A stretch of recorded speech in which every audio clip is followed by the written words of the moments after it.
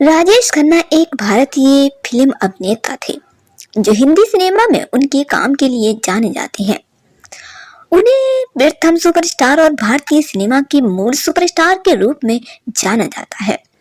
उन्होंने 1969 से 1971 के अवधि में लगातार 15 लगभग हिट फिल्मों में अभिनय किया और एक कभी ना टूटने वाला रिकॉर्ड बनाया। उन्होंने 1966 में फिल्म आखिरी खत के साथ अपने करियर की शुरुआत की। अपने करियर के माध्यम से वह 168 से अधिक फीचर फिल्म और 12 लघु फिल्मों में दिखाई दिए। उन्हें 3 बार Filmfare best actor award और सर्वश्रेष्ठ अभिनेता हिंदी के लिए 4 बार BFJ पुरस्कार भी मिला। बाद में 1991 में उन्होंने फिल्म फेयर स्पेशल अवार्ड से सम्मानित किया गया और 2005 में उन्हें film fair life time achievement award प्राप्त हुआ।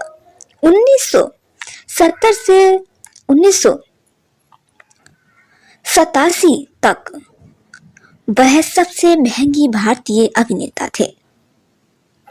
राजेश खन्ना को भारतीय सिनेमा के पहले सुपरस्टार के रूप में श्रेय दिया जाता है।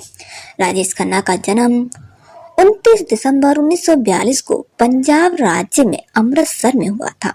राजेश खन्ना का असली नाम जतिन है, जिनका पालन पोषण लीलावती चुन्नी लाल खन्ना ने किया था।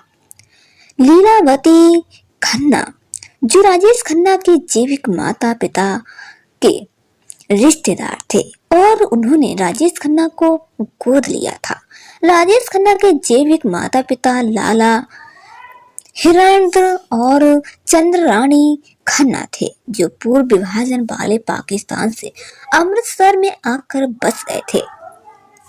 राजेश खन्ना ने सेंट सेबेस्टियन के गोयन हाई स्कूल में अपनी दोस्त रवि कपूर के दाखिला लिया था, जिन्हें अभी जितेंद्र के नाम से जाना जाता है।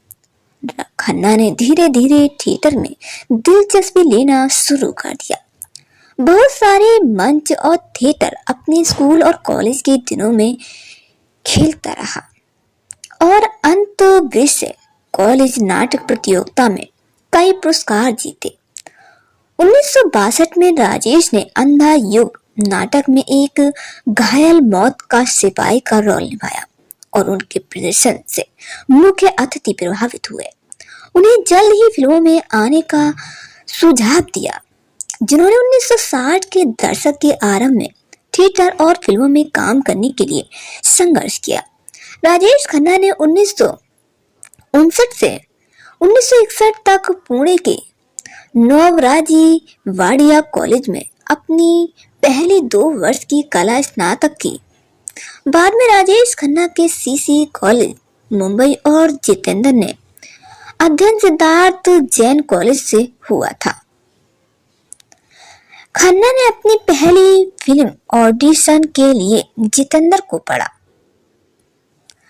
खन्ना के चाचा के तलवार ने राजेश खन्ना को खन्ना का पहला नाम बदला जब उन्होंने फिल्म में शामिल होने का फैसला किया। उन्होंने 1969 से 72 में लगातार 15-16 सुपरहिट फिल्में दी। सच्चा झूठा, इत्तेफाक, 2 रास्ते, बंधन, डोली, सफर, कटी पतंग, आराधना, आन मिलो सजना, ट्रेन, आनंद, दुश्मन, महबूब की मेहंदी, खामोशी, हाथी, मेरे साथी।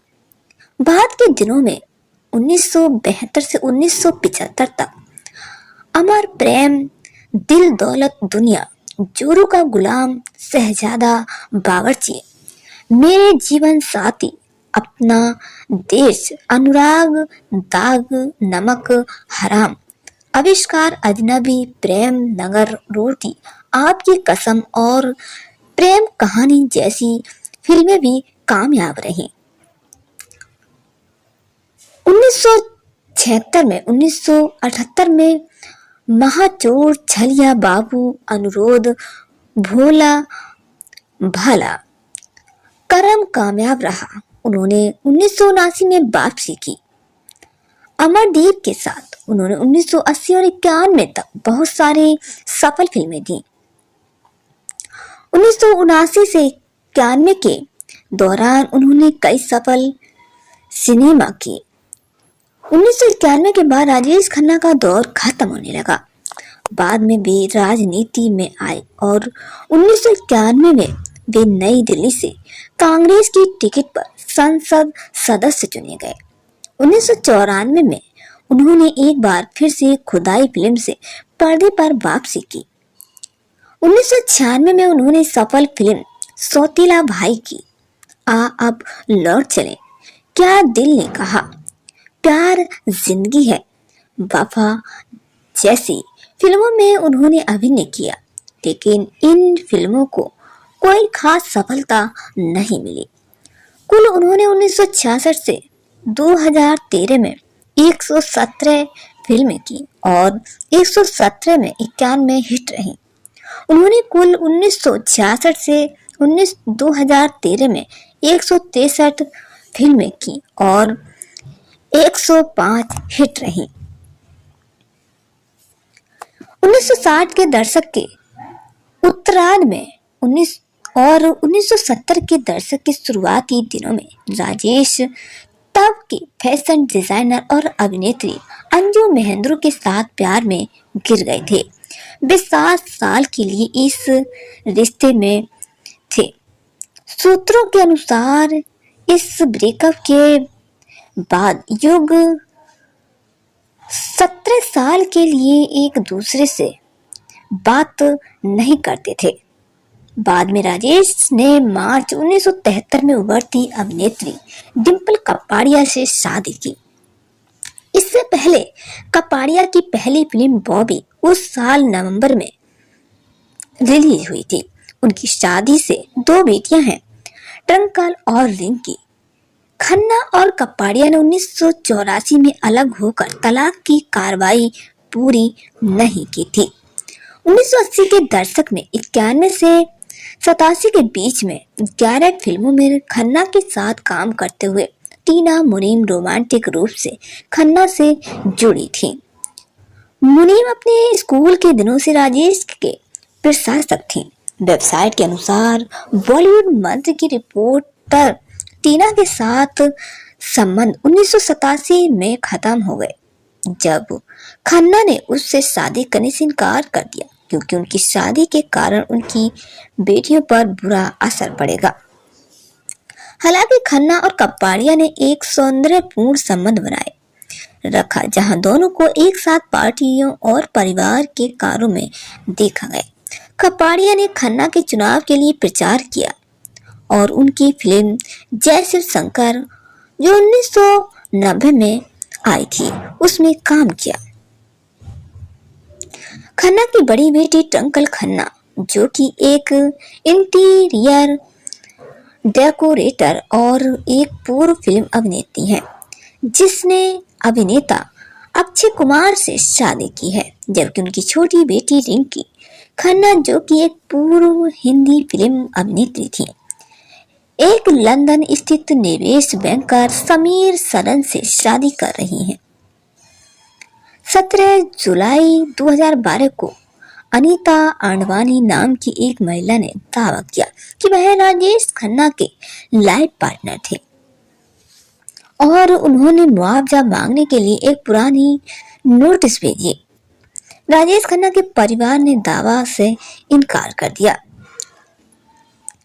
जून 2012 में ये खबर मिली कि राजेश खन्ना का स्वास्थ्य खराब हो रहा था। 23 जून को उन्हें स्वास्थ्य जटिलताओं के कारण मुंबई में लीलावती अस्पताल में भर्ती कराया गया था।